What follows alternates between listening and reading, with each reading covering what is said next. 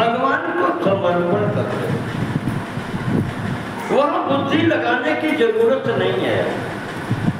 बुद्धि लगाएंगे तो फंस जाएंगे।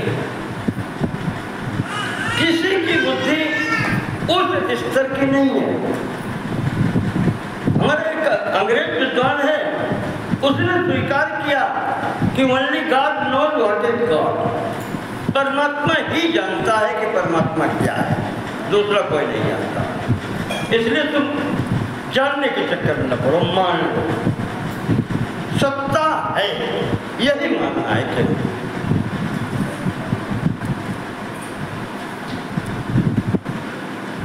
अर्थात मैं स्वतंत्र नहीं हूं, ये उसके साथ में लगा हुआ है। सत्ता का मतलब हमसे बड़ा, मेरे होने का ये सबूत है कि मेरे पिता हैं।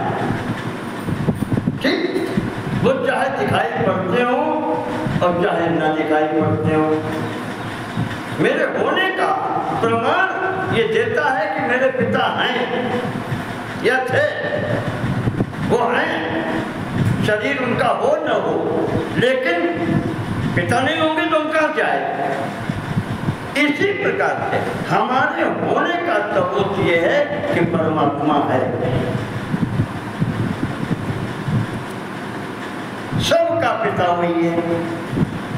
पिता अगर नहीं होगा तो पुत्र कहाँ जाएगा। तो ये मानकर के चलो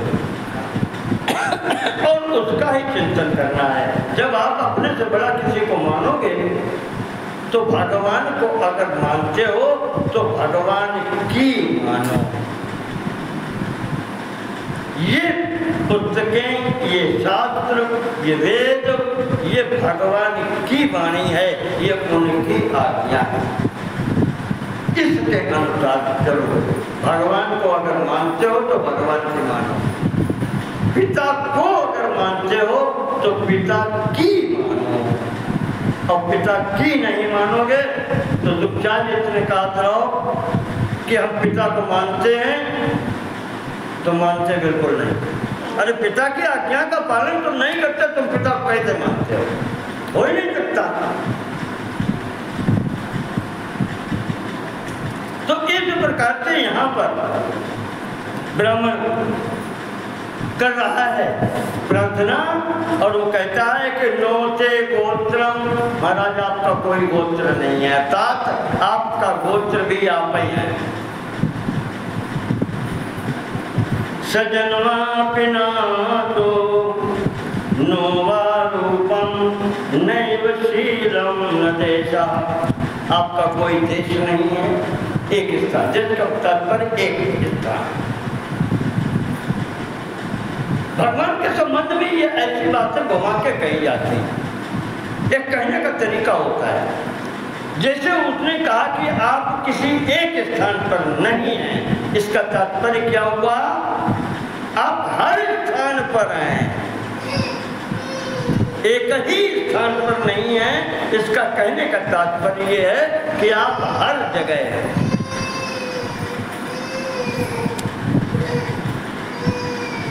नोते गोत्र, आपका कोई गोत्र नहीं है, इसका भी तात्पर्य यही है कि संपूर्ण गोत्र आप ही के हैं। आपका पूर्वज कोई नहीं, सबके पूर्वज पुरखा आप ही हैं।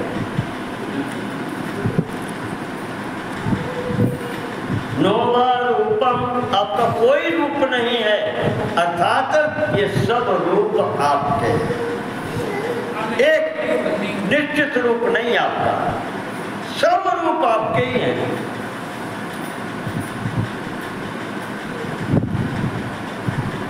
इत्थम्भूतोऽपीश्वरत्वं त्रिलोक्या, इस स्वरूप में, निर्गुण निराकार स्वरूप में,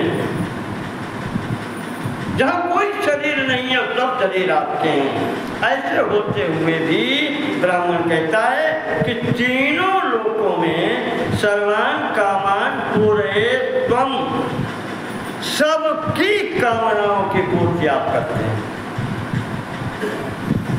प्रत्येक जीव की कामनाओं की पूर्ति आप करते हैं।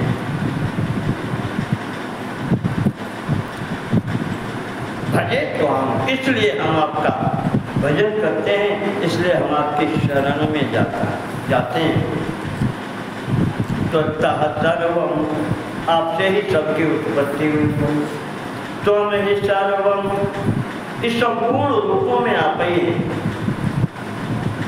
तुम वही वृद्धा, इस बुढ़े स्वरूप में भी आप हैं और इस बालक स्वरूप में भी आप ही हैं। जैसे वेद मंत्र में आया है, तुम कुमार उत तुम कुमारी, तुम ही कुमार स्वरूप में भी हो और कुमारी अर्थात स्त्री स्वरूप में भी तुम हो।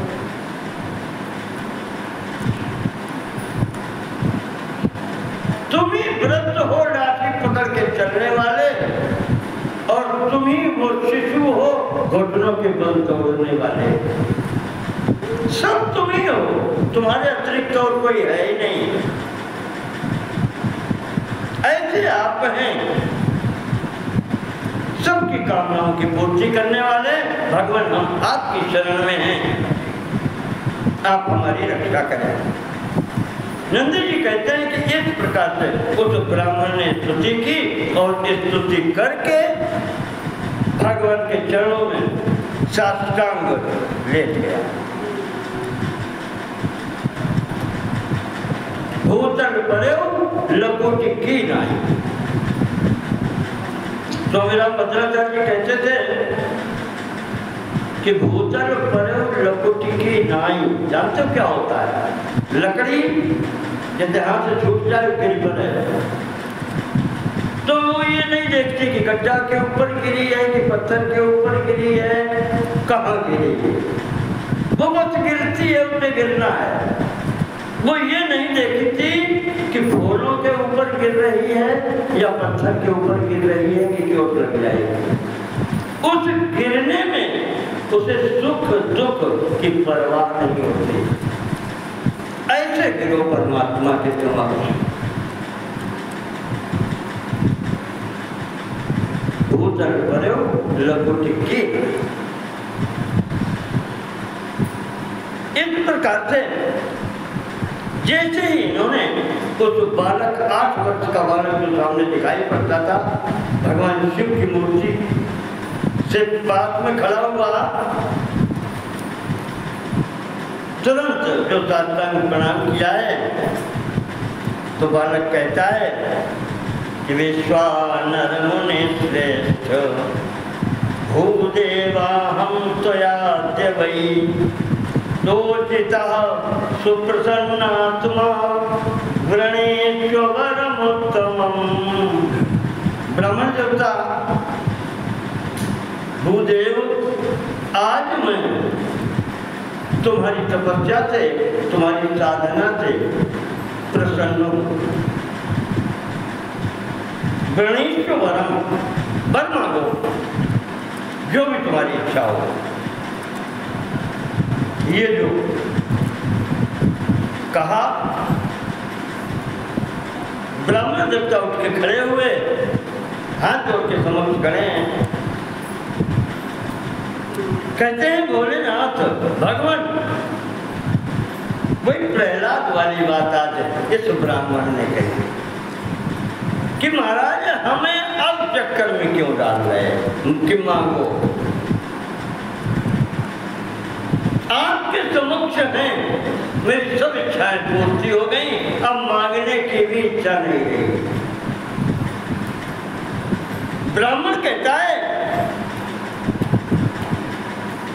याचाम प्रतिनियुक्ताम, महाराज अब मांगने के चक्कर में हमें न डालो। मेरी समस्त इच्छाएं पूर्ण हो गई, कोई इच्छा नहीं रही मेरी। किम ब्रूचे दैन्य कारणीम, ये दीनता तब तक थी जब तक आप सामने नहीं आए। दीनता ये कहना चाहिए जो मांगने की इच्छा थी, वो तब तक थी जब तक आप सामने नहीं आए। महाराज अब कोई इच्छा नहीं रही, तो अब इसके प्रति हमें प्रेरणा मत दीजिए महाराज कि मांगो मांगो मांगो। और कहते हैं अंततः जब भगवान ने कहा नहीं मांगो तो कहते हैं यथेच्छति तथा कुरु। फिर महाराज तुम्हारी जैसे इच्छा हो तो करो, हम कुछ नहीं मांगे। ब्राह्मण देवता विश्वानर कहते हैं कि प्रभु हम कुछ नहीं करते और आप हमें लालच में भी मत डालिए। यथेच्छति तथा कुरु, महाराज जैसी आपकी इच्छा हो वो करो, हम आपके हैं, आपके सम होगा। तो अब ब्राह्मण कुछ नहीं कहता, भगवान स्वयं कहते हैं। भगवान स्वयं बोले कि तुम कुछ सोच के तो आए थे घर से तुम कुछ सोच के चले थे। ब्राह्मण वो तुम्हारी इच्छा मैं पूर्ण करता हूँ। यो अभिलाषा कृतो हृदय और त्वया शुचे शुचिस्मत्याम, तुम्हारी पत्नी जो शुचिस्मती थी उसने तुमसे कुछ कहा था और वही अभिलाषा लेकर, वो इच्छा लेकर के तुम चले थे, तो वो मैंने दिया। पत्नी ने कहा था कि शंकर जी के समान पुत्र चाहिए, पत्नी ने ये मांगा था, साधारण पुत्र नहीं मांगा था, शिव जी के समान पुत्र चाहिए। तो आप सरित हो जाऊं कहाँ जाई, ब्राह्मण देवता तुम्हारे पुत्र फिर हम ही बनेगा, अब मेरे समान दूसरा कोई है नहीं, तो कहाँ मिलेगा, हम ही आएंगे फिर। तब पुत्र तुम्हें श्यामी शुचिस्मत्याम महामते, तुम्हारी पत्नी के गर्भ से मैं जन्म लूंगा, मैं।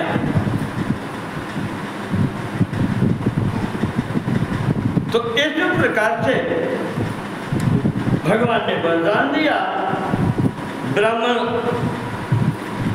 संतुष्ट होकर के वहां से घर की ओर चलते हैं। नंदीश्वर कह रहे हैं कि सनत कुमार जी, ये जो 8 श्लोक स्तुति के यहाँ पर ब्राह्मण ने कहे हैं, विश्वानर ने,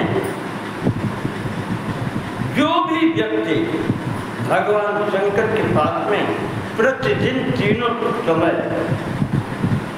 इस स्तुति का पाठ करता है, वर्षम जपन्निदं स्तोत्रम, 1 वर्ष की साधना कर लेता है, उसे पुत्र प्राप्त हो जाता है। वर्षम जपन्निदं स्तोत्रम अपुत्रः पुत्रवान भवेत्, जिसके कोई संतान न हो उसको संतान पुत्र की प्राप्ति होती है। 1 वर्ष का व्रत है।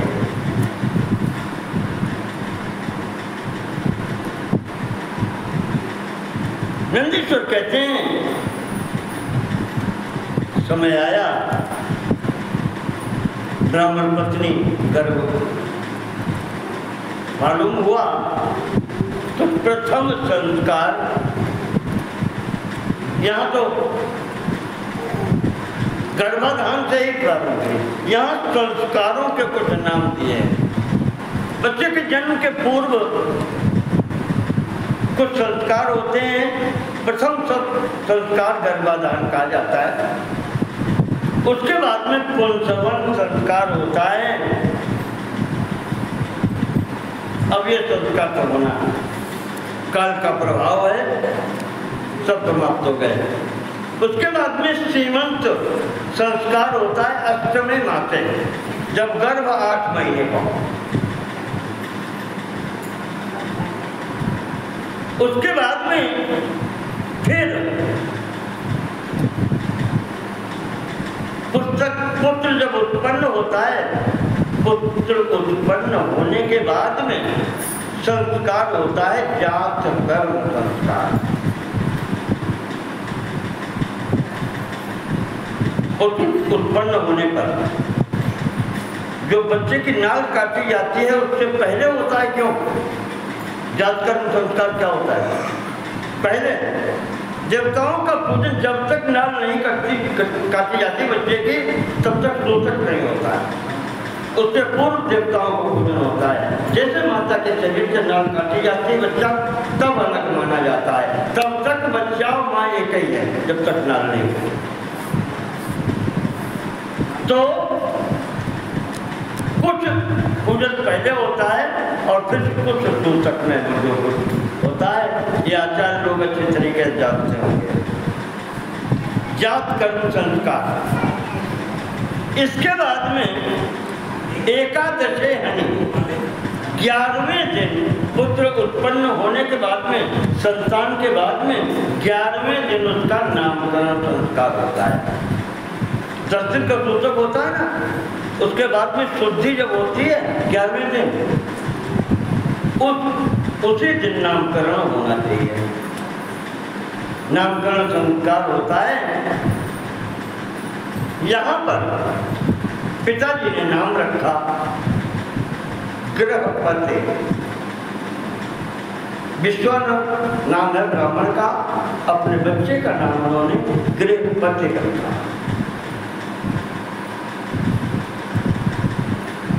गृह वो ग्रह नहीं, जो नवग्रह और उसमें री लगत से नहीं। गृह का मतलब होता है गृहपति, घर का स्वामी, अर्थात उत्तराधिकारी आ गया। तो यहाँ पर 11वें दिन नामकरण संस्कार हुआ। इसके पश्चात लौकिकेन गतिमाचेता कृत्वा बालोचिताम रक्षाम। बच्चों को जैसे नजर न लग जाए या तरह तरह का कोई भूत प्रेत पिशाची लीलापरी न लग जाए तो उसके लिए वो बांधे जाते हैं। कोई गले में डाल देता है भगवान। ये सब भी उनको किया गया, करना चाहिए, किया जाता है। कोई नहीं कहते बगनखा पहना हो जाता है, पहले हो तो बाग, अब बगनखा रख कोई कहा है, बाघ का नाखून कहाँ रखा है, ये सब पहनाए जाते थे। आज तो चल चलने के बहाए नीचे औरों को तो ऐसे ही होते हैं, जो न दुर्गा होते हैं। ये भी माताओं के द्वारा किया जाता है, आवश्यक होता है, बाल रक्षा के लिए आवश्यक है। उस बालक की अवस्था में डाकिनी शाकिनी ये सब कोई पूजना के संगी साथी बालक को परेशान कर देते हैं, इसलिए ये सब किया जाता है। ये सब किया गया। इसके बाद में निष्क्रमोथ चतुर्थे, चौथे महीने में, 4 महीने तक बच्चा घर से नहीं निकाला जाता। निष्क्रमोथ चतुर्थे माते पित्रा कृतो गृहात्, चौथे महीने पर बच्चा घर से बाहर निकाला जाता था। उसके पश्चात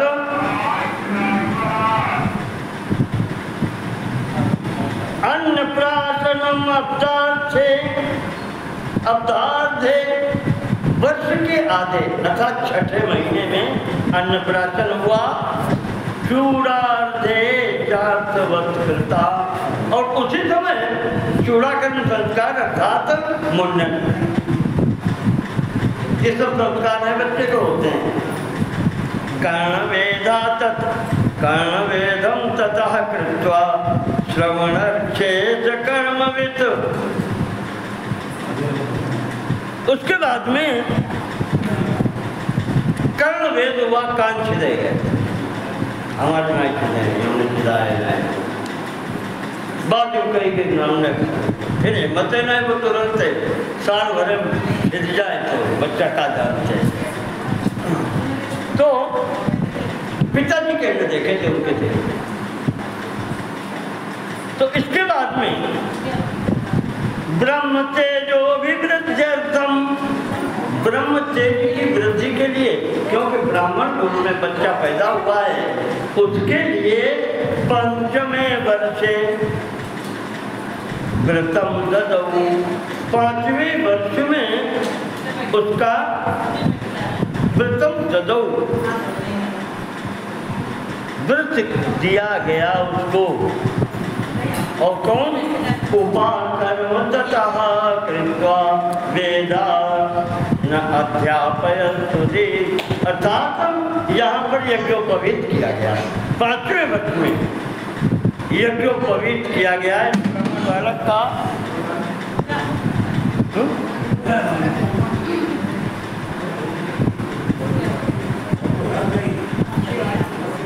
अच्छा अच्छा, चलिए भगवान की इच्छा प्रसन्न है।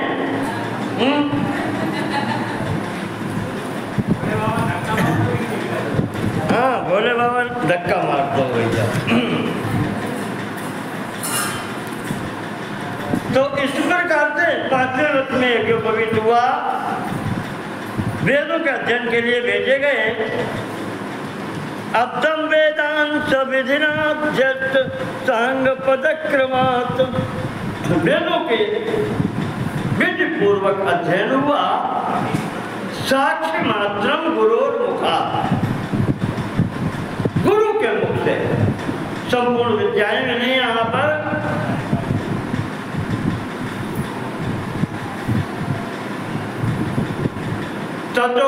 नवमें वर्षे 9 वर्ष की जब अवस्था हुई, 9वें वर्ष में हुए आप वर्ष के पूर्ण होकर के 9वें वर्ष में आप घर पर आ गए। 3 साल में ही अविष्कार विद्या सब आई।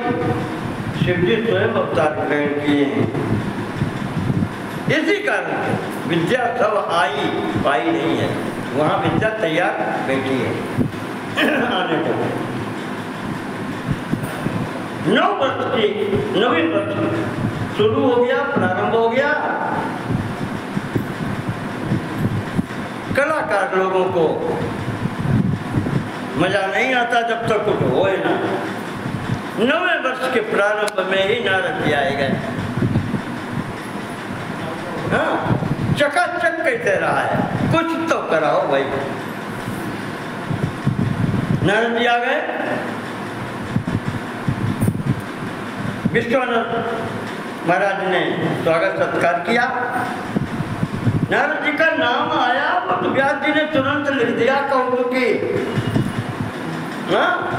विश्वानरोटजम प्राप्य, विश्वानर ब्राह्मण से उटजम प्राप्त। उटज कहते हैं कुटिया को, घर को। कुटी जो होती है वैसे बनाई जाती है, उसको उटज बोलते हैं। वो घर का कुटिया जैसी थी। तो नारद जी आ गए।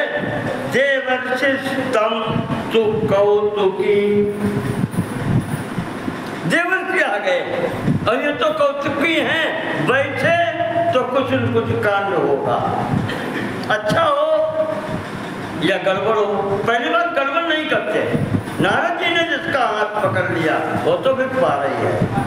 हाँ, उसका अनिष्ट नहीं हो सकता। देखने में बनने लगे, आपको समझ में आए कि गलत हुआ, लेकिन ये जल्दी कर देते हैं। जैसे कंस था, लोग कह देते हैं कंस को ऐसा पढ़ाया कि वो जो हत्या नहीं कर रहा था वो हत्या करने लगा, पापी हो गया ना। ये नहीं किया नारद जी ने। नारद जी ने कहा कि जो तुम पाप धीरे धीरे कर रहे हो इसमें तुम्हें बहुत दिन लगेंगे, तुम जरा जल्दी कर लो। थोड़े का तो डबल करते हो स्पीड, तो आज वो टाइम लगी। 20 किलोमीटर की रफ्तार से जाए कन्नौज 1 घंटा में पहुंचियो। अगर 40 किलोमीटर के हिसाब से चलो तो आधे घंटा में पहुंचिए। बस नारद जी स्पीड तेज कराए जैसा। तो वही नारद जी यहाँ आए। ब्राह्मण ने प्रणाम किया, बच्चे को सामने खड़ा कर दिया। वो तो अवतार हैं, लेकिन नारद जी को खेल करना है। नारद जी ने बच्चे को गोद में लिया, बैठाला और बैठा करके उसको प्रेम से बातें की और कहा बेटा हाथ देखा। हाँ, बेमतलब वो बच्चे का हाथ देखने लगे। और हाथ देखते देखते उसके चेहरे की तरफ देखते हैं और बोले कि ब्राह्मण, तुम्हारा बच्चा तो बहुत सुंदर है। विश्वानर मुने वच्मि, एक बात कहते हैं सुनो, श्रम पुत्रांकमादरात्, गोदी में बिठाए बच्चे को अपनी और कहते हैं सुनो ब्राह्मण, सर्वांग स्वंकवान पुत्रो, ये मेरी गोद में जो तुम्हारा पुत्र है इसके सर्वांग सुंदर है, संपूर्ण शरीर सुंदर है, महालक्षणवान, बहुत सुंदर लक्षणवान है, सब गुण संपन्न है, किंतु किंतु लेकिन सब ठीक है, लेकिन बस लग गया। कहा कि किंतु सर्वगुणोपेतम सर्वलक्षण लक्षितम, संपूर्ण सुंदर लक्षणों से युक्त होते हुए भी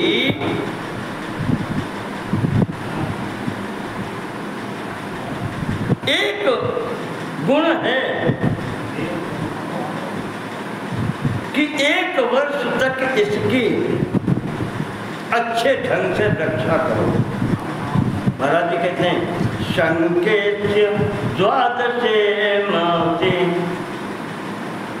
इस वर्ष के अंतिम महीने पर 12वें महीने में प्रत्युहो विद्युदग्निता, प्रत्युहो इसका 2 प्रकार से अर्थ आया है। यहाँ 12 मासी लिखा है, पर विवरण ये है कि 12वें वर्ष की घटना है कि ऐसा जब ये बच्चा 12 साल का होगा तो अंतिम महीने में इसके ऊपर ये घटना हो सकती है, पृथ्वी हो विद्युत अग्निता, या तो बिजली गिर सकती है या अग्नि, बिजली या अग्नि से इसको भय है 12वें वर्ष के अंतिम महीने में। बस दिया सलाई लगाई थी और सब ठीक ठाक और गए, चले गए। अब ये यहाँ पर जो खुशी चल रही थी घर में, ब्राह्मण ब्राह्मणी रोने लगे। अब क्या करें, आए 9 साल तो लगभग हो ही रहो, 3 साल और रह गए। जो हंसी खुशी थी सब समाप्त हो गई। जिस बालक को बड़ी तपस्या करके पाया था, भगवान की कृपा थी, आज वो प्रसन्नता समाप्त हो गई, रोने लगी। बालक बाहर घूमने चला गया, जो चला गया, नारद जी चले गए, वो भी बाहर चला गया। अब ये पति पत्नी बैठ के रो रहे हैं। थोड़ी देर बाद वो घूम के आया, बालक 9 साल का, फिर भी थोड़ा समझदार हो जाता है। उसने देखा माता पिता रो रहे हैं, क्या हो क्या गया। हे माता तात किम जातम, हे माता हे पिता क्या हुआ, क्या अभी तो सब ठीक था। किमर्थम रुदितोत्यर्थम, रोने का कारण क्या है, क्यों आप लोग रो रहे हैं। तो माता ने रोते हुए बताया, क्या कर बताना, तो जो कुछ है, एक ही संतान है। वो कहता है बताओ क्या हुआ, क्यों रो रहे। जो बालक ने सुना, जब पढ़ा लिखा तो था, वेद अध्ययन हो ही चुका था, जने हो चुका है, वेद अध्ययन करके घर पे आया है तो समझदारी तो है। वो खड़ा हुआ, का बस इतनी सी बात है, आप क्यों रोते हैं। अगर नारद जी ने कहा है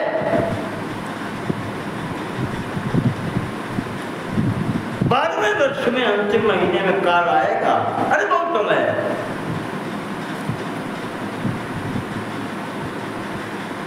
जिसने भगवान शिव की शरण ले ली उसका काल क्या कर लेगा? क्या कर सकता है काल? मुझे याद नहीं है, तो मार्कंडेय जी का एक स्तोत्र आया है, किम में मृत्यु करिष्यति।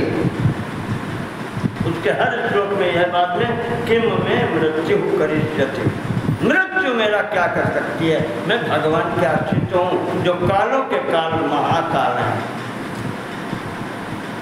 वही इस बालक ने कहा कि प्रतिज्ञाम श्रृणुताम तातौ, पिताजी तो फिर हमारी भी प्रतिज्ञा आप सुनो। यदि माम तनयोहयम, यदि आप दोनों के हम संतान हैं तो फिर ऐसा होगा, करिष्ये हम तथा येन मृत्यु त्रस्तो भविष्यति, मैं तुम्हें वो करके दिखाऊंगा जिससे मृत्यु भी भयभीत होकर के भागे। मृत्यु त्रस्तो भविष्यति, त्रस्त होकर के डर करके भागेगी, वो करके दिखाऊंगा। यदि मैं आप दोनों की संतान हूं तो मैं तुम्हारे सामने प्रतिज्ञा करता हूं, मैं ऐसा करके दिखाऊंगा। मृत्युंजय समाराध्य, मैं भगवान मृत्युंजय की आराधना करूंगा। सर्वज्ञम सर्वदम सताम, वो सब कुछ जानते हैं और सब कुछ देने वाला भी वही। जपिष्यामि महाकालम सत्यम तातौ वदामि हम, उनके मंत्र का मैं जप करूंगा, ये मैं सत्यवाणी आपके समक्ष कह। ये जो वाणी सुनी है पुत्र की, माता पिता दोनों खुश हो गए, क्योंकि अभी 3 वर्ष का समय है और पुत्र ये कह रहा है, उसे समझाना नहीं है। उसने कहा मैं करूंगा, आपको कुछ नहीं करना। माता कहती है बेटा फिर से बोलो, फिर से बोलो। कितनी प्रसन्न हो गई, बेटा फिर से कहो, फिर कहो, पुनर्ब्रूहि पुनर्ब्रूहि कीदृक् पुनर्वद। क्या कह रहे हो तुम, क्या कह रहे हो? फिर से कहो, फिर से कहो।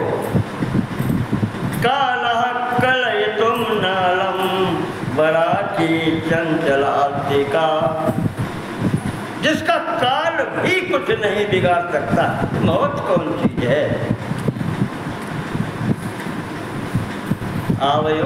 आवयोस्तापना चाय, तुमने बेटा बहुत बड़ी बात कही, हम दोनों का दुख दूर कर दिए तुमने, इससे बढ़कर के और क्या होता है? माता कहती है बेटा सैद्धांतिक बात तुमने कही है, जो भगवान की शरण में गया उसको वो सब कुछ प्राप्त हुआ, उसका मौत भी कुछ नहीं बिगाड़ पाई। यहाँ पर उदाहरण देती है, वहाँ पिता भी हैं। किम श्रुतम त्वया तात श्वेतकेतुं यथा पुरा पाशितं कालपाशेन ररक्ष रिपुरांत। कई कथाएं आपको पीछे बता चुके हैं। एक श्वेतकेतु नाम का बालक था जिसको 5 वर्ष की अवस्था में ही मृत्यु की बात बताई गई थी, और वो बालक भगवान की आराधना करते हुए बैठा था। यमराज लेने आए तो उसने शिवलिंग को ऐसे ही पकड़ लिया, तो भगवान भोलेनाथ त्रिशूल लेकर के खड़े हो गए। यमराज के छू नहीं सकते थे, वापस जाओ, ये मेरा है, जाना पड़ा। यमराज वापस गए। इसी प्रकार से शिलाद तनयम, शिलाद महर्षि का पुत्र, अभी पीछे कथा आपको कल सुनाई थी, नंदीश्वर ने अपनी कथा सुनाई थी, इनको भी यही था, अल्प मृत्यु, और इनकी भी भगवान ने रक्षा की। भगवान तो ऐसे हैं कि भक्त की रक्षा के लिए क्या नहीं करते। ब्राह्मण कहता है कि संपूर्ण चराचर सृष्टि की रक्षा के लिए जब समुद्र मंथन में वो हलाहल जहर निकला, भगवान ने वो जहर पी लिया अपने समस्त इन बच्चों की रक्षा के लिए। सब उन्हीं के तो है, हम सब, हमारी सब की रक्षा के लिए भगवान शिव ने अकेले जहर पी लिया। क्या नहीं कर सकते? भावे में सकहीं त्रिपुरारी, वो सब कुछ कर सकते हैं। जलंधर महादर्पम, जलंधर जिसने संपूर्ण त्रिलोकी को आतंकित कर रखा था, महाराज ने उसका संहार किया। अपने पैर के अंगूठे के नाखून से चक्र बना करके और उससे उसका संहार किया।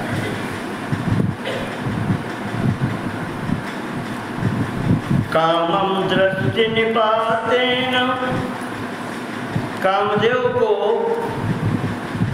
दृष्टि से भस्म कर दिया। निनायानंग पदवीं, नष्ट करके उसको अनंग बना दिया, शरीर रहित कर दिया, भस्म कर दिया।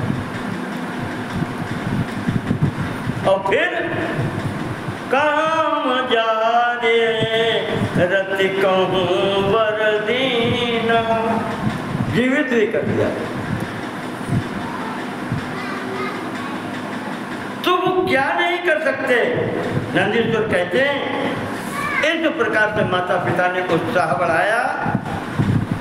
बालक माता पिता की आज्ञा लेकर के यहाँ से ये भी काशी पहुंच गया। काशी में जाकर के इसने भगवान की, काशी विश्वनाथ जी की आराधना की, उपासना की, बिल्कुल वैसे ही जैसे पिताजी ने की। क्षणमासं वायु,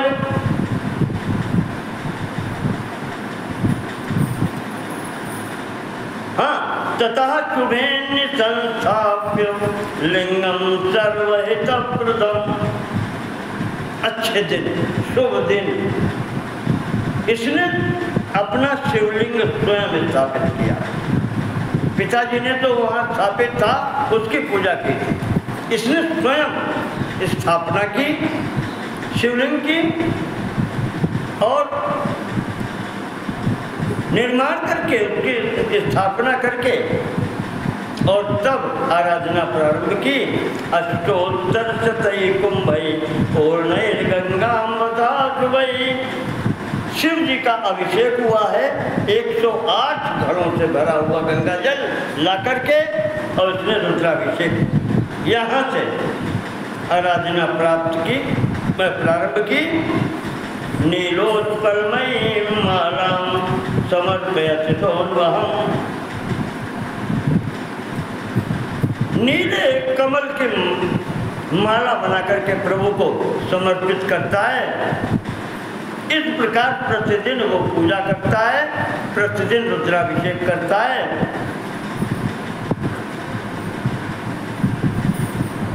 कंद मूल फल का भक्षण करता है।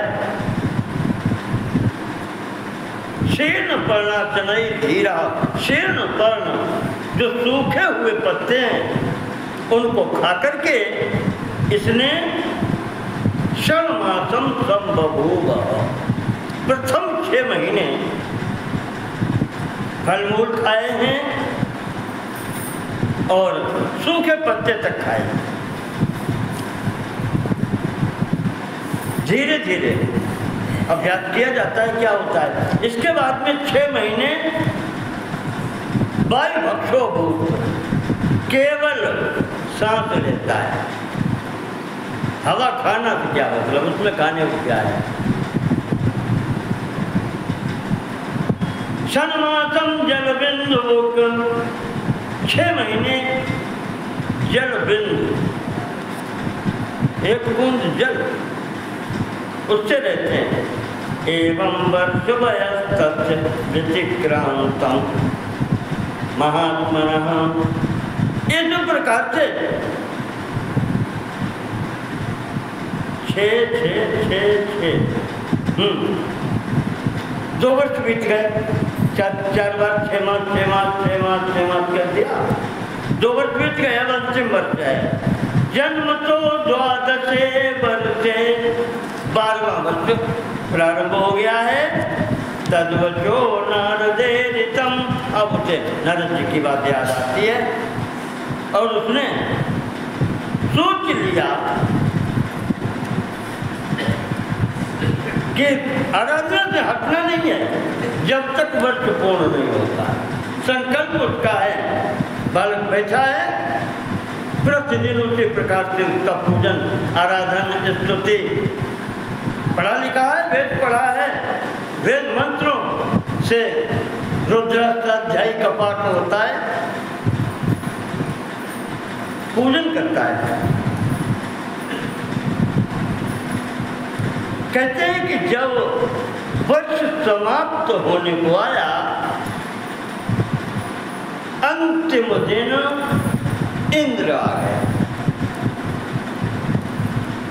कहा किसकी पूजा हो रही है? इंद्र आ गए।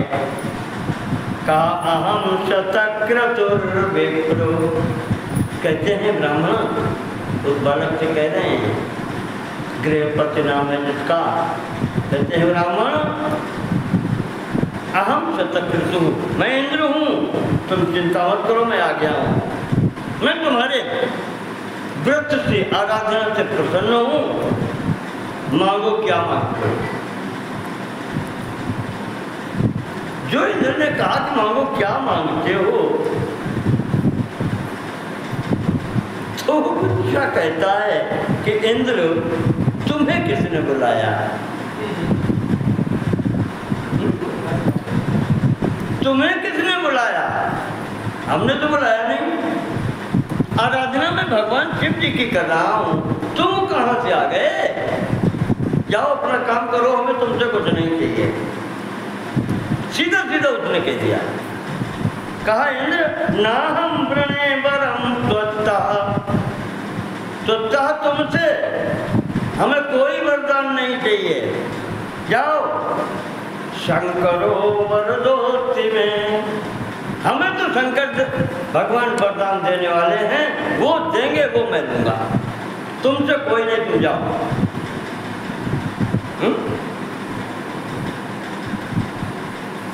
इंद्र कहते हैं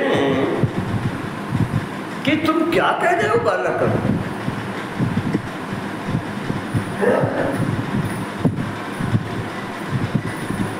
अरे हम देवराज हैं, देवताओं के देवता हैं, देवताओं के राजा हैं, त्रिलोकी के शासनकर्ता हम ही हैं।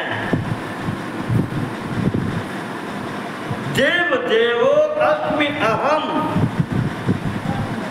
देवताओं के भी देवता हम हैं। विहाय बालिशत्वम, ये बचपना छोड़ो।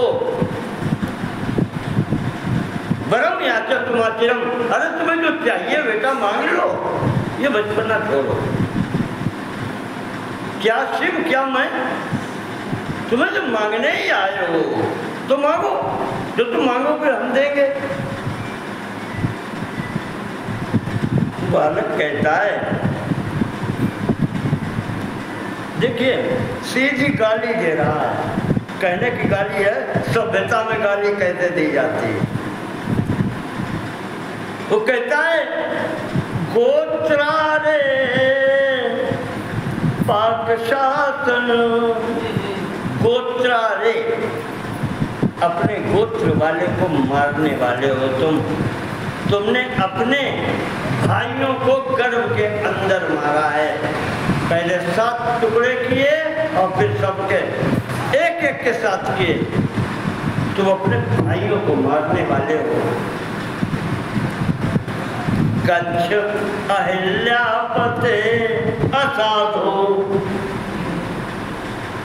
महर्षि गौतम की पत्नी अहिल्या का शील भंग करने वाले तुम हो।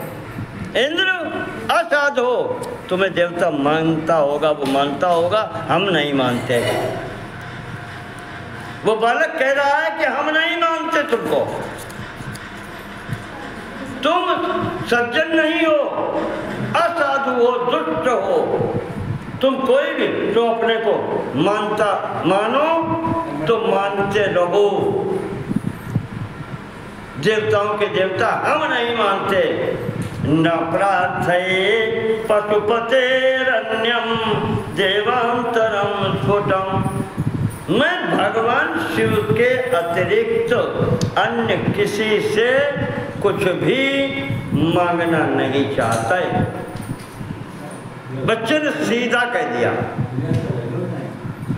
कि हम किसी से और किसी से नहीं चाहते, हमें देने आएंगे तो हमारे प्रभु देने आएंगे। ये जो कहा बालक ने, तो इंद्र ने अपना वज्र उठा लिया। देखिए नारद की भविष्यवाणी सत्य हो रही है। उन्होंने कहा था या तो बिजली या अग्नि, और इंद्र का जो वज्र है इसमें दोनों गुण हैं। इंद्र के वज्र में ये दोनों गुण हैं। वो जो बिजली गिरने वाली होती है और अग्नि भी होती है, उस बिजली में अग्नि भी होती है। इंद्र ने वो वज्र उठा लिया। ये बालक, अब इसको नारद जी की बात याद आ गई कि लगता है वही समय आ गया। अब इंद्र ने वज्र उठा लिया है, विद्युत अग्नि दोनों बातें सही हो गई। अब ये तो मारेगा मुझे, मैंने इसकी बात नहीं मानी तो ये मारेगा मुझे। बालक भयभीत होकर के एकदम चित्त न रहित होकर के गिर पड़ा, घबरा गया, मूर्छित हो गया भय के कारण कि अब इंद्र है, अभी वज्र उठा लिया है इसने तो मारेगा। जैसे ही मूर्छित होकर के गिरता है वैसे ही भगवान भोलेनाथ प्रकट हो गए, इंद्र गायब। इंद्र सदाशिव सामने खड़े हैं। अरे बेटा कैसे तुम घबरा कैसे गए? हम ही थे, वो इंद्र नहीं था, हम हैं। और मेरे होते हुए तुम्हें कैसे भय हो सकता है? उत्तिष्ठ उत्तिष्ठ भद्रं ते, उठो बेटा उठो। स्पर्शै संजीवयन्निव, महाराज जी ने दोनों हाथों से बालक को उठाया, कहा बेटा उठो उठो, हम हैं। जैसे भगवान ने हाथ लगा दिया तो प्राण चले भी गए हों तब भी आ गए। बालक ने नेत्र खोल दिए, नेत्र खोलता है, सामने प्रभु दिखाई पड़ते हैं। ऊपर से नीचे तक देखता है। 12 वर्ष का बालक वो इस स्थिति में हो जाता है, उसकी वाणी अवरुद्ध हो गई, बंद हो गई कि हम स्तुति करें तो कैसे करें। वो घबराहट थी कि हम तो गए, मृत्यु निश्चित है। अब वो ये नहीं सोच पा रहा कि हम प्रभु की स्तुति करें तो कैसे करें, वाणी नहीं उसकी आ रही। इतना बड़ा शोक कि हम तो मरे गए और उसी में भगवान सामने आ जाए। इतनी खुशी कि वो जवान, वो वाणी अपने आप बंद हो गई। और राजन पंडित जी जो मैंने भाई अनुभव किया, उस समय पंडित जी के साथ में जब गए थे, जहाँ पहुँचे अच्छे मंदिर में, त्र्यंबकेश्वर बताए पंडित जी ने के बैठो, और बैठ कर उनके पास में। तो अब हमें होश नाए कौन श्लोक पढ़े जाए, काय पूछी कर जाए। हमारी बोलती हर जगह बंद ही रही, हम खाली देखते रहे बैठे, जे काकत पंडित जी काकत, हमें कुछ ना याद रहो। हमने हर मंदिर में जा देखो, उस मंदिर में जहाँ भी पहुँचे हमारी बोलती जैसे ना तारों लग जाते हैं। वैसे अब 50 सुनाई दें आपको श्लोक और मोन बैठे तो कुछ नहीं, बंद वाणी। तो ये स्थिति हो जाती है, अच्छे अच्छों की हो जाती है। आज इस बालक की वही स्थिति हुई। भगवान कहते हैं कि गृहपति मां भयशील, तुम्हें किस प्रकार का बल, डरो मत, हम हैं, आ गए हैं। हम इतना नहीं समझ रहे थे, भगवान कह रहे हैं कि हम इतना नहीं समझ रहे थे तुम इतना डर जाओगे। मैं ही था, उस स्वरूप में भी मैं ही था। मम भक्तस्य नो चक्रो, मेरे भक्त को इंद्र क्या बिगाड़ सकता है। न वज्रम चांचको पिता, चाहे इंद्र हो, चाहे उनका वज्र हो, चाहे काल यमराज स्वयं खड़े हो, मेरे भक्त का बाल बाल का कोई नहीं कर। प्रभवेदिंद्र रूपेण मयैव त्वं विभीषितः, कहा मेरे क्षेत्र में कोई दूसरा आ ही नहीं सकता, वो इंद्र रूप से मैं ही था। नारद ने जो शंका बताई थी वो भगवान ने इतना करके दूर कर दी। ये कृपा है भगवान की। और आज इस ब्राह्मण बालक ने न स्तुति की है और न कुछ मांगा है, भगवान दे रहे हैं कि वरम ददामि ते भद्र, बिना मांगे जो मिलता है फिर देने वाला अपने स्तर से देता है। जैसे कोई चीज मांगे तो हम अगर मांगे आपसे 1000, 2000, 5000 और 10,000 जब कहीं तो हमों की चक लगन लगी है। और हम अपने स्तर से मांगेंगे। भीख मांगने वाला अगर सामने खड़ा है दरवाजे पर, कितने मांग सकता, बहुत हिम्मत करेगा तो कहेगा 2 रुपया दे दो, इससे ऊपर नहीं मांग पाएगा, बहुत जब हिम्मत करेगा। और जब बिना मांगे देता है जो, वो अपने स्तर से देता है। लोग क्या कहेंगे, अरे उनने 10 रुपया दे, तब देने वाले की बदनामी होती है। बिना मांगे तो होता है, तब उसका स्तर होता है। सुदामा गए द्वारिका, पत्नी ने क्या कहा था, घर में भोजन नहीं, वस्त्र नहीं, इतनी तो कमी थी। सुदामा गए वहां, एक रात रुके, चलने लगे, मांगा कुछ नहीं। कहा हम अगर मित्र से मांगेंगे तो मित्रता में खटाई पड़ जाएगी। नीति में आता है कि अगर आप मित्रता रखना चाहते हैं तो 2-3 बातें हैं, वो नहीं करना चाहिए। धन का लेन देन नहीं करना चाहिए, धन का मित्रता में लेन देन नहीं करना चाहिए, व्यर्थ का विवाद नहीं करना चाहिए, बेकार की बात नहीं, विवाद नहीं करना चाहिए।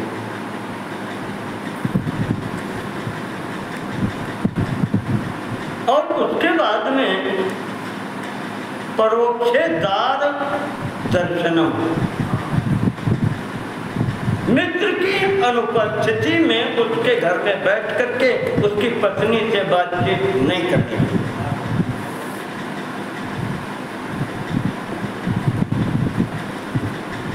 ये नीच करती है। धन का लेन देन नहीं, व्यर्थ का बात विवाद नहीं, और उसके अनुपस्थिति में उसकी पत्नी से बैठ के बातचीत नहीं है घर पर, फिर आएंगे।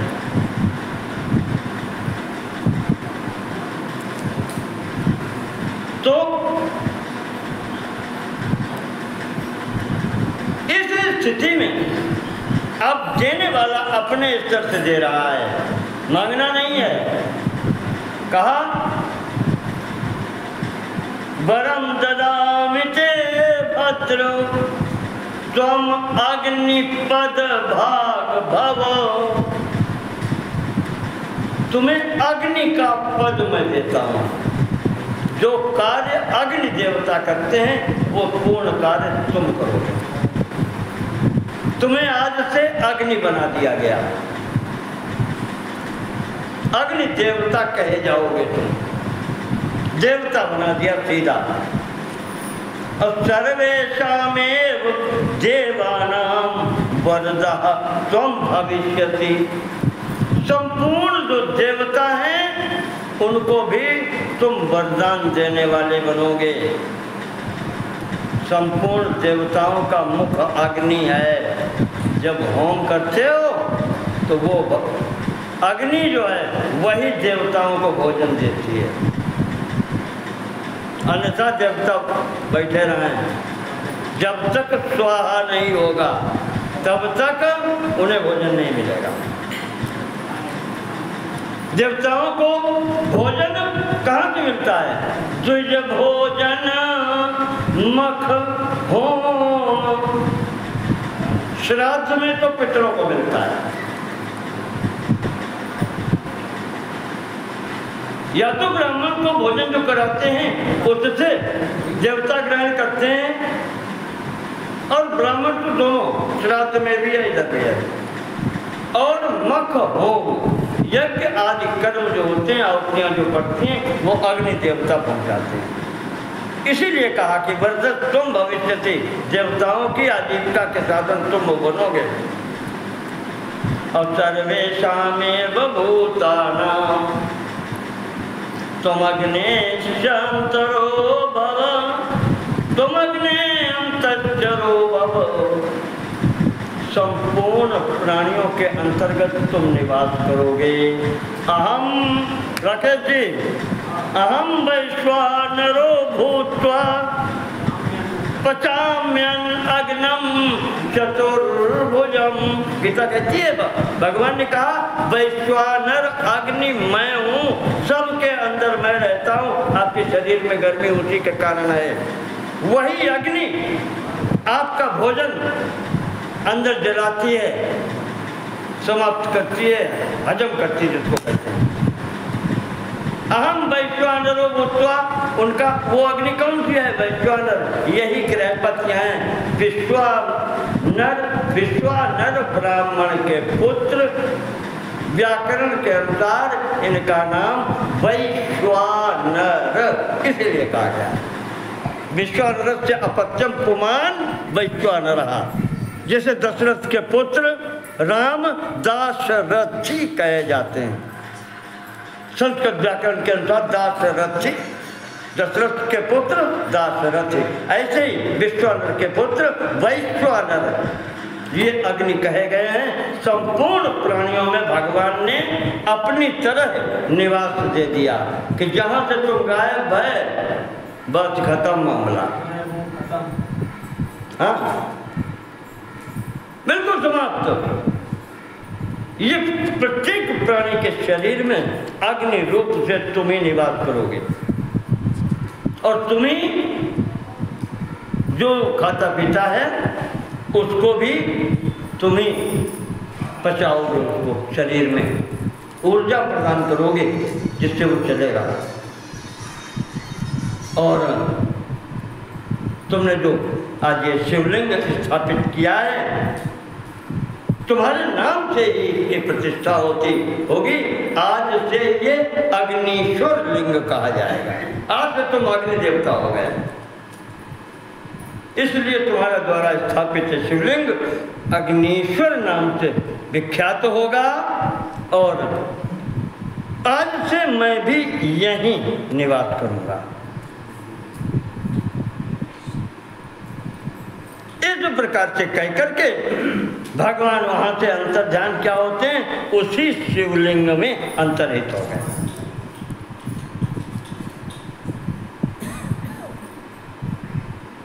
आज से तुम्हें किसी प्रकार का संसार में वही विद्युत अग्नि भी, बिजली से, अग्नि से या अन्य किसी से कोई भय नहीं होगा। अर्थात मृत्यु भी अब तुम्हारे पास नहीं आएगी। जब तुम्हें जिससे भय था वही बना दिया, अग्नि से बिजली से भय था, अग्निपद ही दे दिया, जाओ तुम्हारा कोई कुछ नहीं बिगाड़ सकता। इस प्रकार से भगवान ने यहाँ पर अग्नि के रूप में अवतार लिया। कहते हैं कि ग्रहपति के नाम से जो अग्नि है, इसीलिए इसको गार्हपत्य कहते हैं। गार्हपत्य अग्नि जो यज्ञ में प्रयुक्त होती है वो भी इनके नाम से है, और समस्त प्राणियों के अंदर वैश्वानर अग्नि है वो भी वही है। इस प्रकार से ये भगवान का अग्नि अवतार हुआ, ग्रहपति नाम से अवतार हुआ। समय है अभी एक अवतार और सुन लीजिए। नंदीश्वर सुना रहे हैं कि सनत कुमार जी, इसके बाद में भगवान ने यक्ष के रूप में अवतार लिया है। यक्ष एक देवताओं के तरीके से ही जाति कह लें, वैसे यक्ष और राक्षस। और बात तो अगर वही कहें कि अखिल सृष्टि अखिल विश्व यह मोर उपाया, सब पर मोह बराबर दाया, भगवान ने कहा है। ये सृष्टि सब मेरी है, इसमें चाहे देवता हो, चाहे राक्षस हो, चाहे यक्ष हो, चाहे बंदर हो, चाहे शेर हो, चाहे आदमी हो, सब मेरे अपने हैं, सब मेरे बच्चे हैं, सब पर मोर बराबर दाया। मेरी किसी से दुश्मनी नहीं है। भगवान ने कल परसों ने आपको सुनाया था, भगवान ने कहा सब मेरे हैं। मजबूरी यहाँ पर आ जाती है जब वो शंखचूड़ कहता है कि आप मारते राक्षस ही हैं। ऐसा क्यों? फिर पक्षपात में आप एक पक्ष में क्यों खड़े हो जाते हैं? तो जैसा भगवान विष्णु कहते हैं वैसे शंकर जी ने कह दिया कि हम भक्त पराधीनो।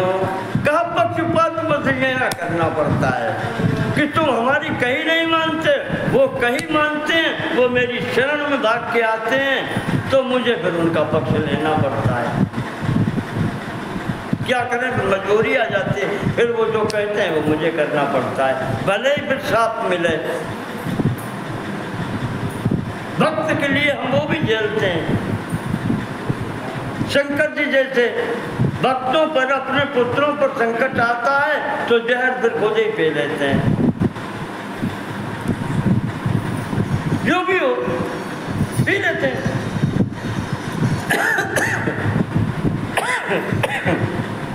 इसी क्रम में नंदीश्वर सनत कुमार जी को बता रहे कि सनत कुमार जी एक बार घटना ऐसी है कि देवताओं के बीच में और दैत्यों के बीच में युद्ध हुआ।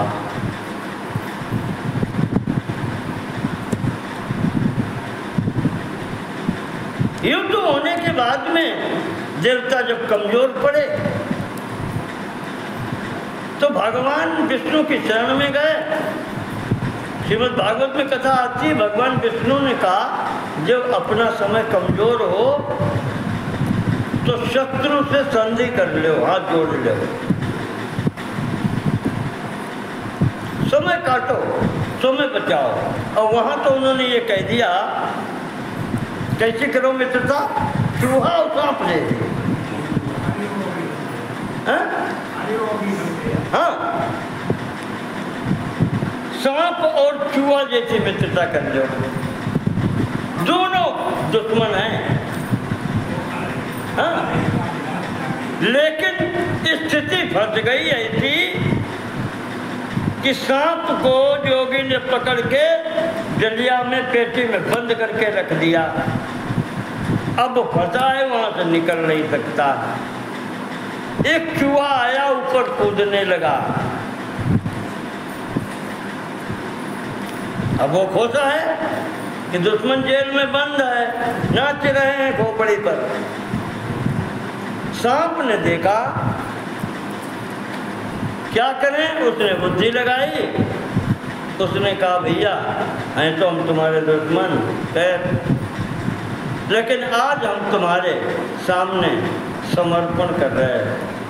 आज के बाद में हमें आज प्राण बचा दो, यहाँ से तुम जो कहोगे वो हम करेंगे, जैसा चाहोगे वैसा हम करेंगे, आज प्राण बचाओ। क्या करें कि बस जरा छेद काट दो ऊपर, और कुछ नहीं। अब कैसे करें, तो वो मित्रता बताइए, पूरी कथा लंबे में न जाओ, वो केवल यही कहता है कि छेद काट दो। तो आपत्ति काल में शत्रु से मित्रता कर लो, शायद राजी हो जाए तो काट दे तो हम निकल जाएंगे, या बाद में फिर देखो नहीं निकल जाए तो उन्हें फिर पकड़ लें। वही स्थिति भगवान ने बताई कि पहले उससे छूटो तो कहते हैं, और फिर उसको चाहे खाओ चाहे छोड़ो, लेकिन समय तुम्हारा है, तुम बलवान हो, लेकिन आज समय तुम्हारा है तो हाथ जोड़ो, मित्रता करो, जाओ। राजा बलि था उस समय दैत्यों का अधिपति, कहा उससे कहो जा करके कि महाराज हमें क्षमा करो, और अमृत मिलने की स्थिति बताई गई है, समुद्र का मंथन कर लो दोनों लोग मिलके, और वहाँ से अमृत निकलेगा, दोनों लोग आधो बांट लें। वो स्थिति हो गई। अब इतना बड़ा लालच कि वो चीज़ निकलेगी कि पी लो तो अमर हो जाओ, ये कौन नहीं चाहता, दो ही तो चीज़ें हैं, धन को वो है और अमर हो जाए, हम काहू के मरे न मारे, बात फिर कौन चिंता है। ये सब हुआ, समुद्र मंथन हुआ, भगवान ने उसमें भी बीच में अड़ंगा लगाया, देवताओं को अमृत पिला दिया, राक्षसों को कुछ नहीं मिला, झगड़ा हो गया। अब अमृत पी चुके, बदचाली हो गए, देवताओं को भगा दिया, तो राक्षसों को बेचारे हार के भागे यहाँ को। अब राक्षस जब भाग गए तब ये देवता इकट्ठे बैठे हैं,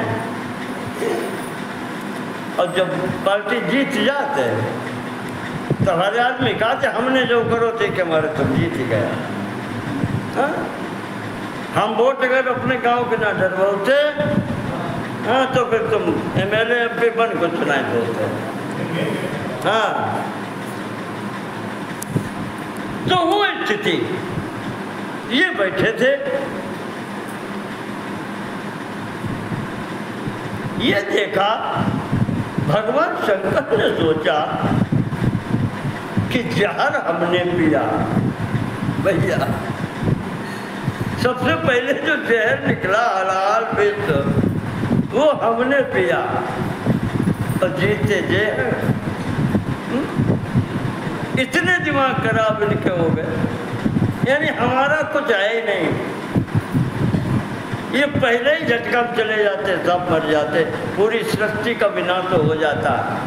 जहर हमने पिया, और इनकी इतनी बुद्धि खराब हो गई कि ये कहते हैं कि हमने सब कुछ कर लिया, देवताओं को जीत लिया, राक्षसों को जीत लिया, हमने सबको मार के भगा दिया। तो आप जानते हैं भगवान जन अभिमान न राखें काऊ, भगवान फिर अभिमान तो रखते नहीं, और फिर अपना आदमी हो।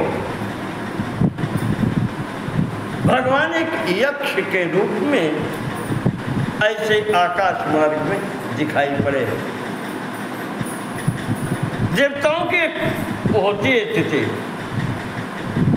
यक्ष वही कह जाते हैं जिनका हमने नहीं बताया था कि इनका राजा जो है कुबेर, जो धन बांटता है, उसकी प्रजा है ये सब, तो उसके यक्ष के रूप में सामने दिखाई पड़े।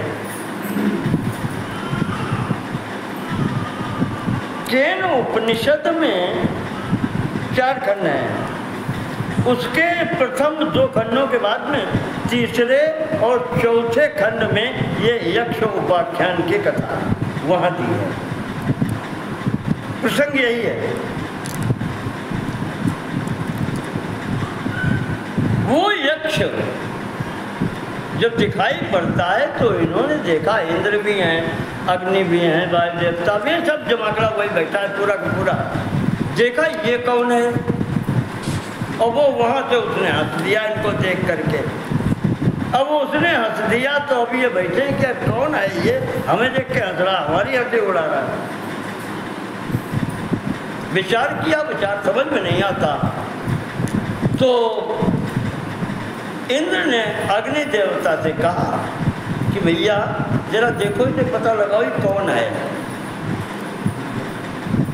कौन है ये पता लगाओ।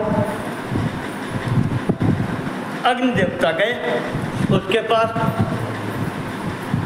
पूछते कौन हो तुम। यक्ष ने कहा हमारी तो बात छोड़ो, ये बताओ तुम कौन हो, पहले तुम अपना परिचय दो।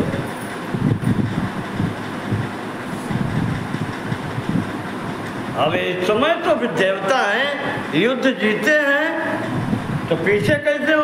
बोले तुम हमें नहीं जानते, पूरा संसार हमें जानता है।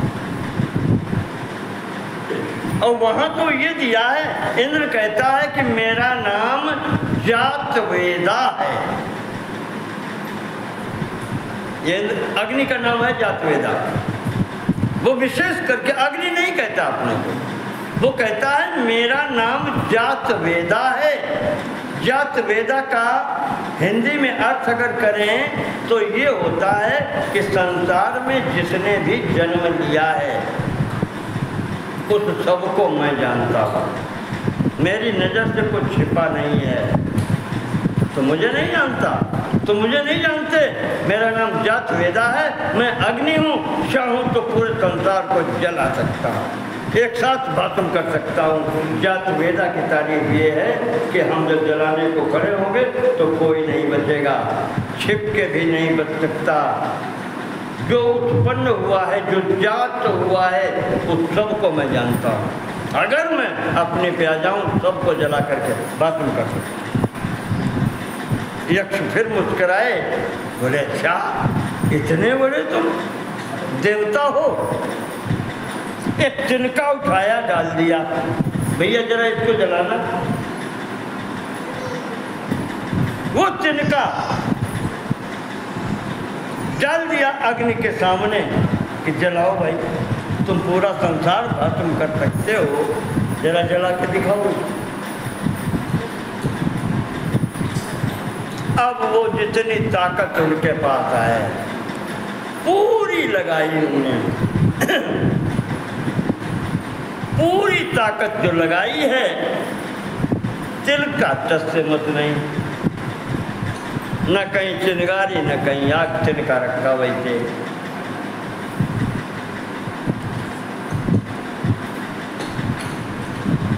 इत्युक्त्वैकं तृणं तेषां निचिक्षेप पुरस्सता।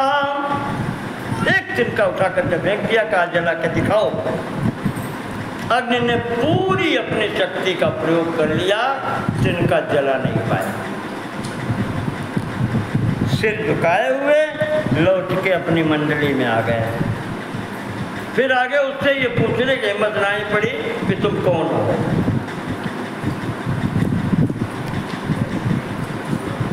ऐसी स्थिति में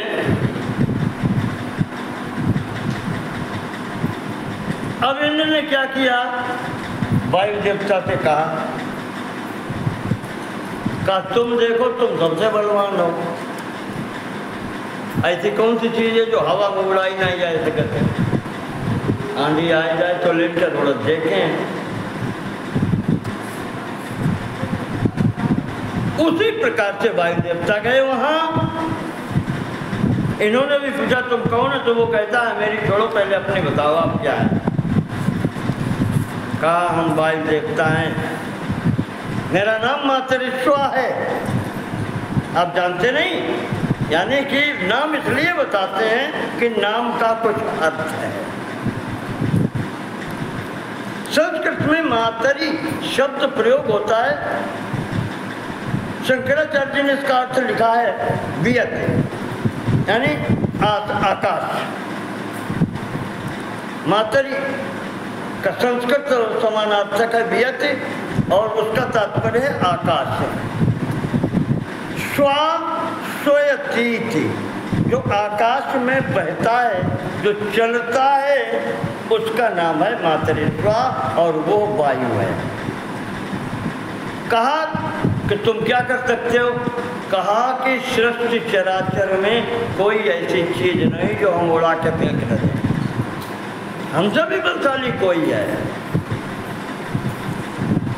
वही तिनका उठाया उन्होंने, फिर सामने डाल दिया। कहा भैया जरा इसे उड़ाना, तुम ब्रह्मांड उड़ा सकते हो, तुम सब कुछ उड़ा सकते हो, ये तिनका उड़ा के दिखाओ।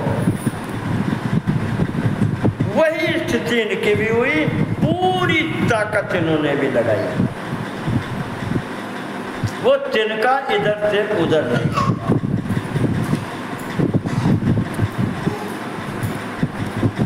अब ये भी मुंह लटकाए और लौट के इंद्र के पास आए, भैया हम नहीं पता लगा पाए। अब इंद्र क्या करे? इंद्र ने फिर देखा, अब किसकी तरफ देखें? अग्नि से और वायु से भी बढ़ के कोई हो सकता है। अग्नि की तरफ जाए, अग्नि ने पहले यहाँ पे उठाई दो, क्या हम दोबारा रहे, पता नहीं कौन है भाई। उसने कहा महाराज अब आप ही जाके देखो कौन है।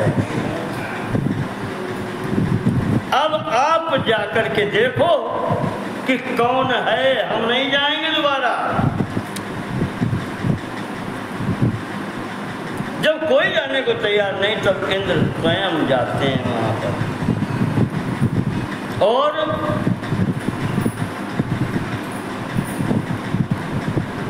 उपनिषद में जो आया है उसमें चौथे खंड में यह आया है कि यक्ष गायब हो गया, उसकी जगह पर भगवती शिवा हेमवती नाम से प्रकट होती हैं पार्वती जी। वहाँ जब ये इंद्र पहुँचता है तो ये देखता है कि अभी हम देख रहे थे यक्ष थे और यहाँ तो भगवती उमा खड़ी है सामने। ये जाता है, अब इसको कुछ करना ही नहीं, अब तो सामने दिखाई पड़ रहा कौन। गया, इसने प्रणाम किया और प्रणाम करके उनसे प्रश्न करता है कि माता अभी यहाँ पर जो यक्ष था वो कौन था? तो भगवती ने वहाँ पर उपदेश दिया है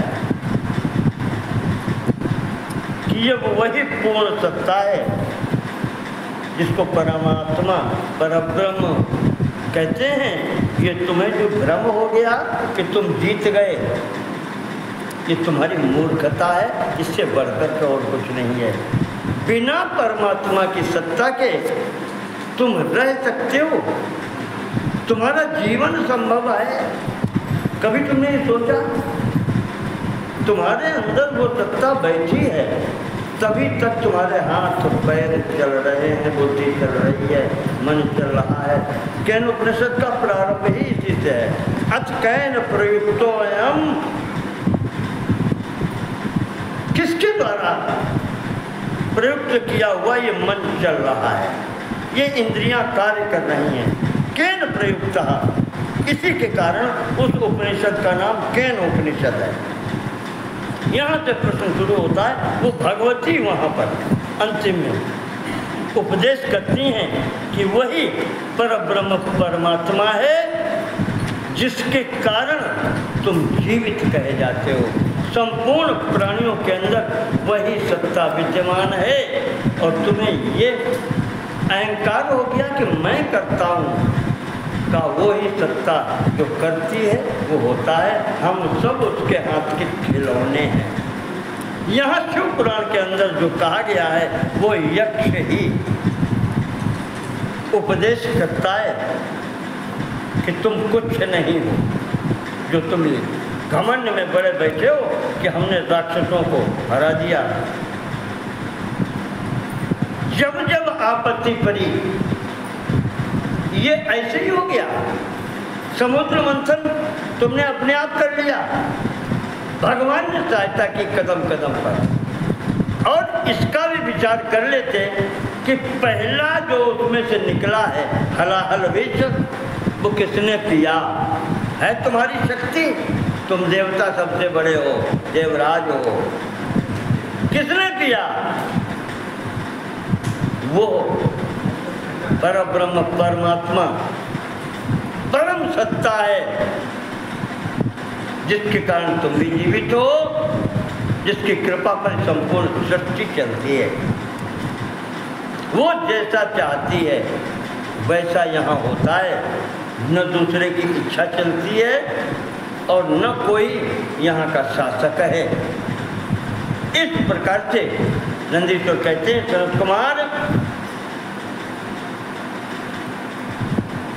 कहकर के ये उपदेश देकर के भगवान यहाँ से अंतर्ध्यान हो गए। तब आकाशवाणी होती है कि यक्ष नहीं है, ये वही परम सत्ता है, भगवान शिव हैं, पूर्ण परात्पर परब्रह्म परमात्मा है, और तुम्हारा ये घमंड व्यर्थ है। कर्ता हरता च भरता च त्वमेवान्यो न शंकर, त्वमेव सर्वशक्तिनां सर्वेषां हि प्रवर्तका। तब हाथ जोड़े इन लोगों ने और इस प्रकार से परमात्मा के समक्ष खड़े होकर स्तुति करते हैं कि प्रभु हम जान गए, अब जो कुछ हैं करने वाले आप हैं, रक्षा करने वाले आप हैं, संहार करने वाले आप हैं। तुम्हें सर्वशक्ति नाम सर्वेशाम ही प्रवर्तका, तुम ही पूर्ण संपूर्ण संसार को सृष्टि देने वाले या शक्ति देने वाले आप ही हैं। आपकी शक्ति से ही ये संपूर्ण सृष्टि संचालित हो रही है। यक्षेश्वर स्वरूपेण सर्वेशाम नो मदो हृतः, हम सब लोगों का अहंकार आप इसने एक से यक्ष स्वरूप से मेरा सबका अहंकार दूर कर दिया। तो कृतो मन्यामहे तत्से अनुग्रहो ही कृपारुणा, ये भी आपकी कृपा हम मानते हैं प्रभु कि आपने हमारा अहंकार दूर कर दिया। इससे बड़ी कृपा फिर और क्या हो सकती? अहंकार तो होना ही नहीं चाहिए। वैसे हमने आपको बताया कि अहंकार से ही सृष्टि होती है, बिना अहंकार के सृष्टि ही नहीं होती। हमारे आपके शरीर ये सब अहंकार से बने हैं। जब तक अहंकार है तब तक सृष्टि है, तो जब तक शरीर है तब तक अहंकार है। लेकिन एक बात याद रखनी, भगवान ने बुद्धि भी दी है, बुद्धि के बाद अहंकार आता है, अहंकार से बड़ी बुद्धि है। सृष्टि प्रकरण जब आता है तो सबसे पहले महातत्व और महातत्व के बाद में अहंकार आता है। तो महातत्व बुद्धि, अहंकार से बड़ी बुद्धि है, तो बुद्धि का प्रयोग करो इस अहंकार को दबाने का प्रयत्न। ये दबाया जाता है, बिल्कुल नष्ट नहीं होगा। तो इसको इसीलिए बुद्धि दी गई है। आप इसको कंट्रोल में रखो, वश में रखो, और जब तक ये वश में बना रहेगा तब तक सब कार्य आपके सुचारू रूप से चलते रहेंगे। और इसमें एक बड़ी बात और होती है,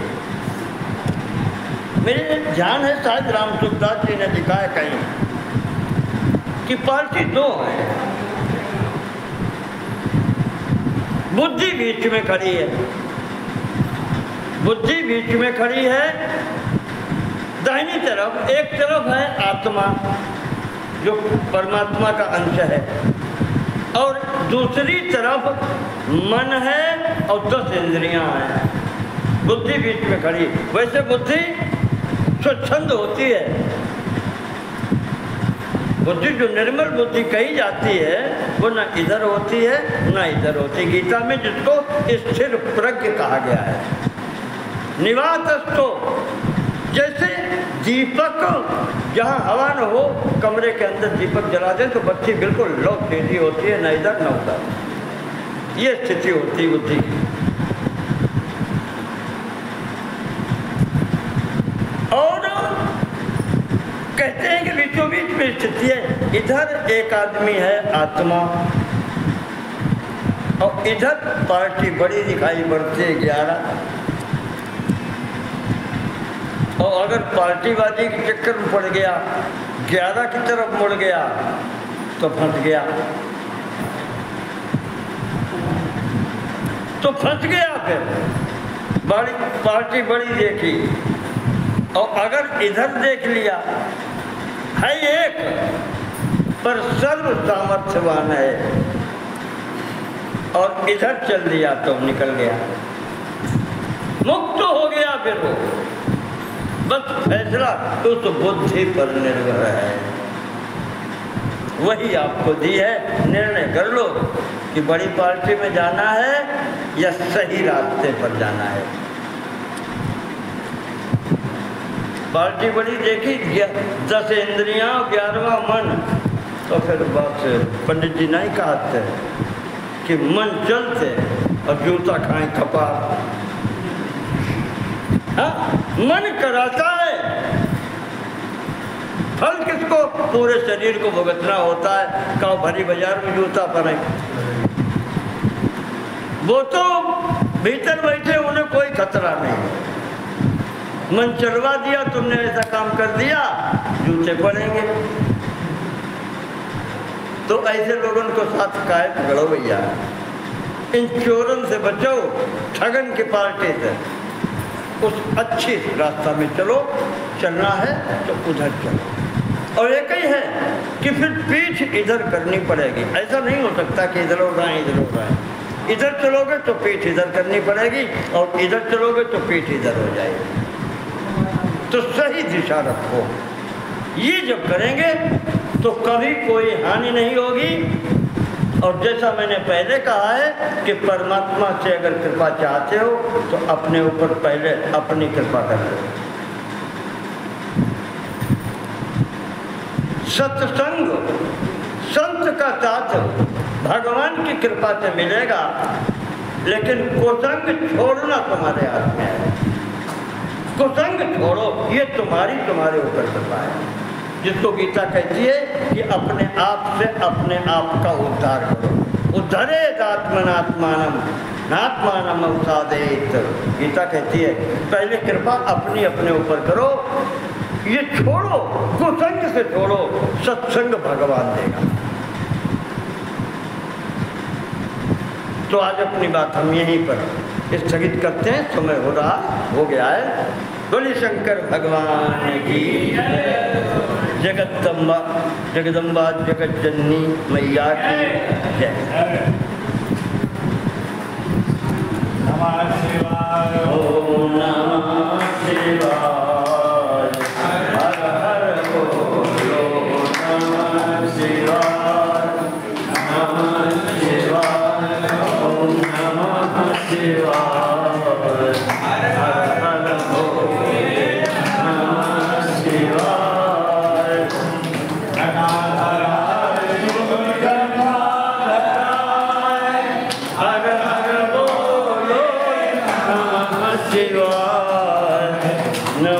Shiva